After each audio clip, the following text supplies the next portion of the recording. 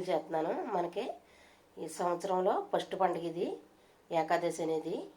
ఎలాగంటే ఒకటికి 1.5 వేయాలి నూక, బియ్యపు నూక వేయాలి. శనగపప్పు ఒక అరగంట ముందు నానబెట్టేసుకోవాలి. ఒక కప్పు పచ్చిశనగపప్పు, ఒక కప్పు పెసరపప్పు, ఒక కొబ్బరికాయ, సాల్టు, జీలకర్ర, నెయ్యి.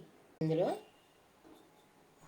జీలకర్ర, పప్పు, ఉప్పు, సరిపడా సాల్టు, మనం నెయ్యి,